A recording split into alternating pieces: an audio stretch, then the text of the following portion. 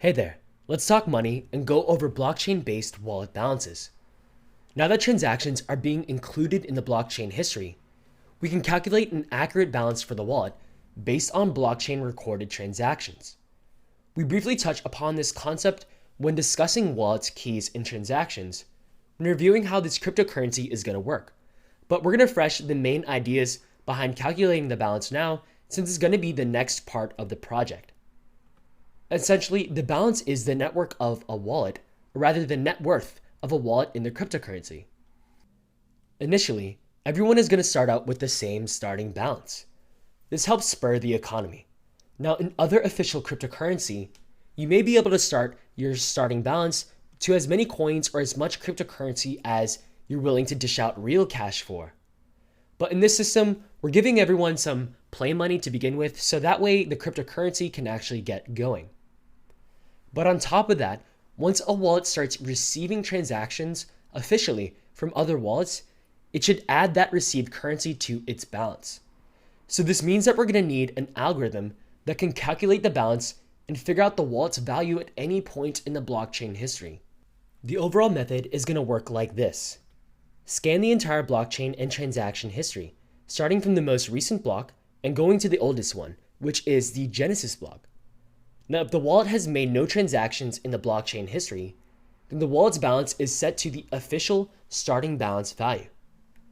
However, if the wallet has actually made a transaction, then the balance should be whatever is the output for that wallet. After all, this output represents the remaining balance that is left over from the wallet after doing the transaction. Therefore, this transaction is a record of the blockchain's official balance from that point onward. Now that covers the essential balance for the wallet. But there's also the case that the wallet is the recipient of one or more transactions. And in this case, the wallet has even more value to their balance. The wallet gets to add any output amount sent to their address after their most recent transaction. Cool. So again, if they receive another transaction after their recent transaction, they get to add that to the overall balance. But then there's another case. Let's say that the wallet now conducts another transaction. So how should the wallet balance be calculated? Well, their balance should remain the output of their now newest, most recent transaction, even though they have other outputs in the overall blockchain history. So they can't add all the output amounts, meaning they don't get to add any output amounts freely that were recorded before their now most recent transaction.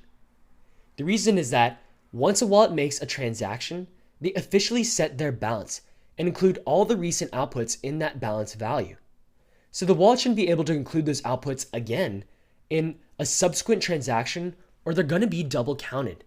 And the wallet will mistakenly report a balance that is much higher than its actual worth. So it's definitely not a good situation for anyone in the blockchain network. Every time the wallet conducts a transaction, it uses up all the outputs that have been sent to it since the last transaction, and it uses them permanently. All right, that covers how the wallet balances will be calculated based on the blockchain history. Next up, let's actually implement the calculate balance algorithm within the project.